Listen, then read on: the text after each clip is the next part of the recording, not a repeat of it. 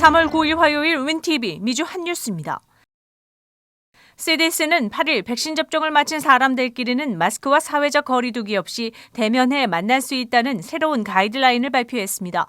백신 접종을 완료한 사람들은 가족이나 이웃과의 만남이 가능하고 실내에서의 가족 모임도 할 수 있다고 밝혔습니다. 하지만 백신을 접종했다 하더라도 공공장소에서는 마스크를 착용해야 하며 사회적 거리 두기도 지켜야 합니다.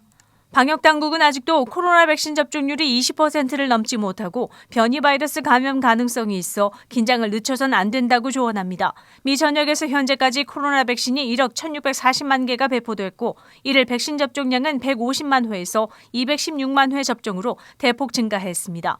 미국 민중 한 번 이상 백신 접종을 받은 사람은 5,890만 명으로 인구의 18%이며 접종을 완료한 사람들은 9.2%입니다. 한편 백신 접종이 속도가 빨라짐에 따라 미 전국의 일일 확진율과 사망률이 현저히 감소하고 있습니다. CDC는 8일 기준 일일 신규 사망자가 석 달여 만에 1,000명 아래로 떨어졌으며 이것은 작년 11월 이후 처음입니다. 전문가들은 이 수치들이 코로나 확산세가 누그러지고 있음을 나타내는 지표라고 보고 있습니다.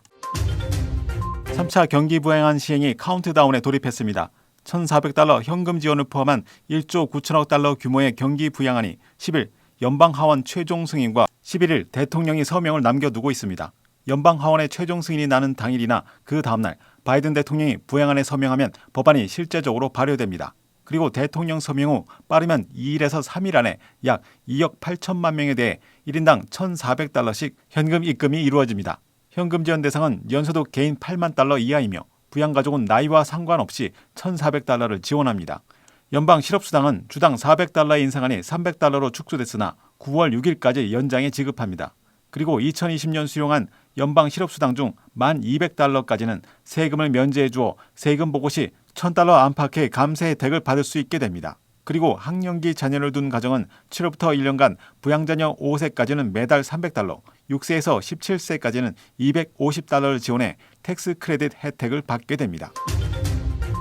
지난달 16일 오후 공군 베테랑 데니 김 씨는 로스앤젤레스 코리아타운에서 30대로 추정되는 두 남자에게 인종차별적 발언과 함께 무차별 폭력을 당했습니다.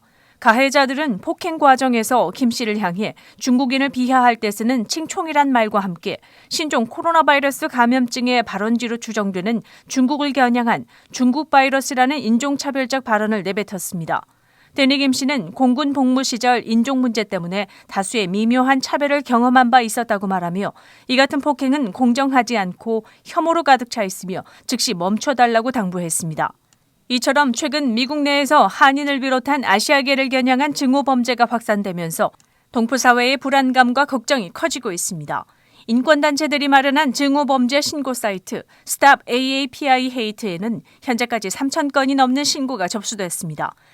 이 같은 미국 내 반아시안 태평양계 미국인 증오 범죄가 빈번하게 일어남에 따라 최근 공화당 의원들이 강력하게 비난하고 나섰습니다.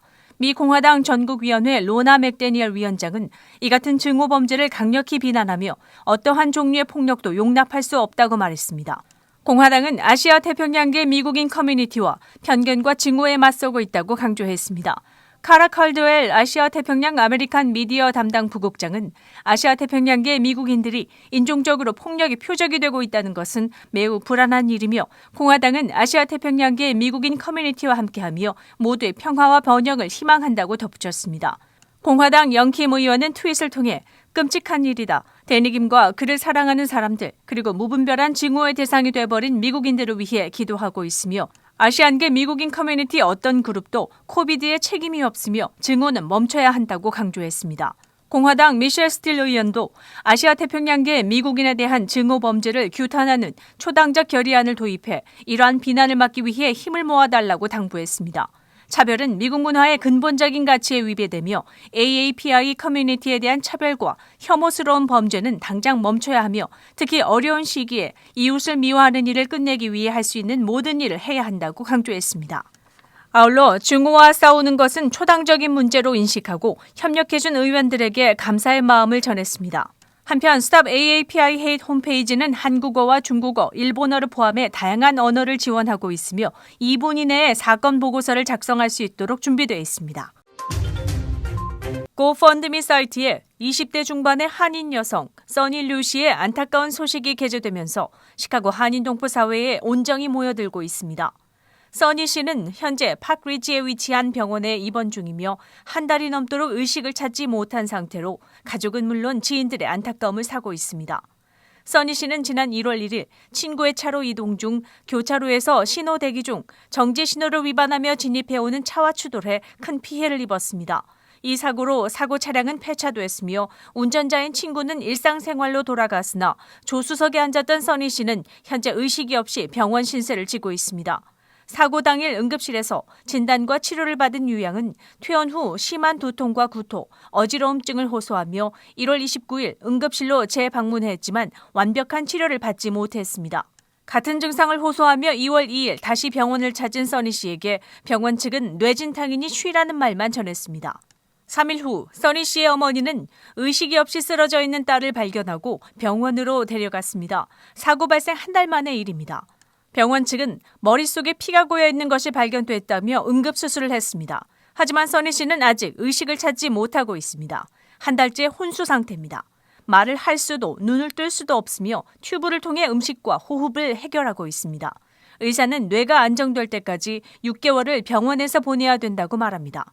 써니 류 양의 친구들은 싱글맘의 외동딸로 매우 자상하고 사랑스러우며 열심히 일하는 사람이라고 친구를 소개하며 어떻게 이런 일이 일어났는지 믿기지 않는다고 걱정했습니다. 써니 양의 가족은 병원비와 임대료를 위해 열심히 일하고 있지만 재정적으로 어려움은 피할 수 없는 현실입니다. 이에 따라 써니의 친구들은 고펀드를 통해 써니를 위한 기부 운동을 시작했습니다. 치료비와 재활을 위해 사용될 비용 마련에 한인 동포 여러분의 후원을 간절히 기다리고 있습니다. 모금 목표액은 $50만 며 3월 9일 현재 96명의 후원자들이 $28,397를 전해줬습니다. 인터넷 후원이 불편한 이들은 몰튼 그로브에 위치한 머서마 미용실 김 대표에게 문의하시기 바랍니다. 온라인을 통해 가짜 코로나 백신이 유통되고 있어 주의가 요구됩니다. 사이버 보안 기업 카스퍼스키는 조사 결과 온라인상에서 15개의 불법 사이트를 통해 가짜 백신이 판매되고 있다고 발표했습니다. 인터넷에서 판매되는 백신의 30%만이 의료기관에서 유통받은 증명서를 제시한 진짜 백신이며 나머지 70%는 가짜 백신으로 주의가 요구됩니다. 온라인상의 백신들은 최근 들어 가격이 올라가 최고 1회분에 $1,200까지 거래가 이루어지기도 합니다. 또 대부분 거래가 암호화폐를 통해 이루어져 구매한 사람을 찾기 힘들다고 밝혔습니다.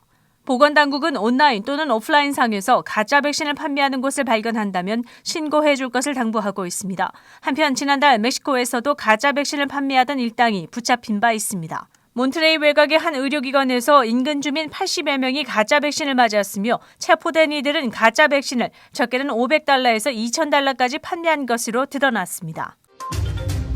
미국 경제가 예상치보다 2배 더 빠르게 회복되고 있습니다. 최근 경제협력개발기구 OECD는 1조 9천억 달러 규모의 경기 부양안 시행과 백신 접종 속도가 증가함에 따라 미국 경기 회복 속도가 예상보다 2배 이상 빠르게 회복되고 있다고 밝혔습니다. 미국 경제가 올해 6.5% 성장할 것으로 예상하며 이것은 올해 11월 경제 성장 전망치의 2배 이상의 수치입니다. OECD는 2022년 말쯤이면 미국 경제가 팬데믹이 일어나기 전보다 더 성장할 것으로 보고 있습니다. 하지만 팬데믹으로 경제 성장이 둔화된 유럽 지역과 백신 보급 속도가 느린 개발도상국들의 경제 불균형이 심해지고 이로 인해 저성장 국가에서 고성장 국가로 자본이 이동할 수 있다고 우려했습니다.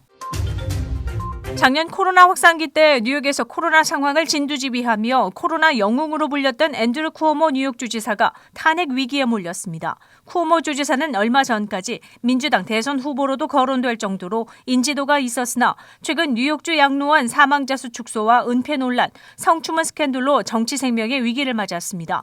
최근 뉴욕주 검찰은 뉴욕주 안에 62개 요양시설을 조사한 결과 주정부가 사망자 수를 15,000명에서 8,500명으로 축소했다고 발표했습니다. 8,500명은 양로원 안에서 사망했고 나머지 6,500명은 요양시설에 있다가 코로나 증세를 보여 병원으로 옮긴 후 사망했습니다. 하지만 주정부는 양로원에서 병원으로 옮겨 사망한 수를 포함시키지 않았습니다. 쿠오모 주지사 측은 주정부의 업무가 많아 제때 자료를 제출하지 못했고 의도적인 축소가 아니라 지연된 것이라고 반박했습니다. 한편 쿠오모 주지사는 잇따른 성희롱 폭로로 인해 탄핵뿐 아니라 검찰 수사의 위기에 처했습니다. 8일에는 주의회 공화당 의원들이 탄핵 결의안을 발표했고 민주당 내에서도 주지사의 사임을 요구하는 목소리가 높아지고 있습니다.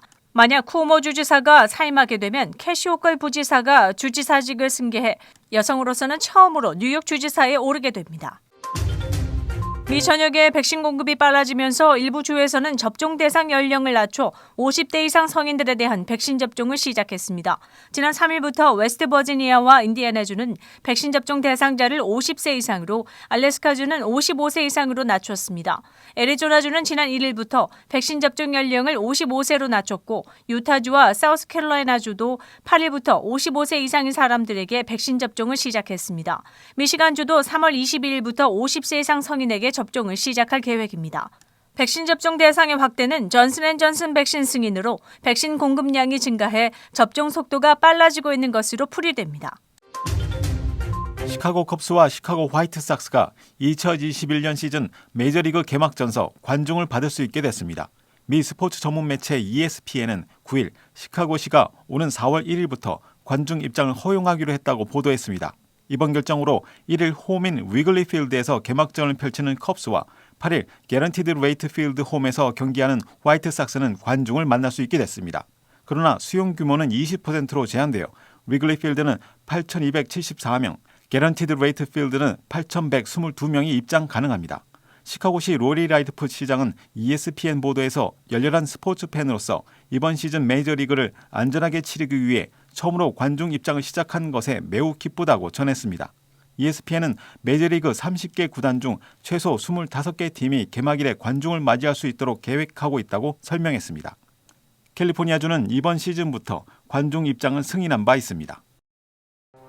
3월 9일 화요일 코로나19 현황입니다. 미 전 지역 누적 확진 2,976만 8,980명, 신규 확진 23,409명, 누적 사망 53만 9,595명, 신규 사망자 수는 720명이며 지금까지 완치된 사람은 2,050만 1,115명입니다. 일리노이주 누적 확진 120만 1,027명, 신규 확진 1,510명, 누적 사망 2만 781명, 하루 새 신규 사망자 수는 16명을 가리켰습니다.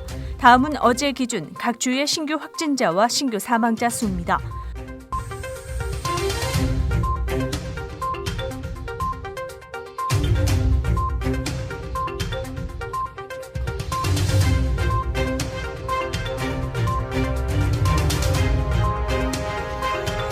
코로나19 데이터 관련 자세한 내용은 시카고토털닷컴을 통해 다시 볼 수 있습니다. 윈TV 24.5와 MCTV 24.6 방송은 공중파 채널을 통해 시청하실 수 있습니다. 코로나19 비상시국 뉴스24에서는 여러분의 제보를 기다립니다. 제보 전화는 224-283-8200번입니다.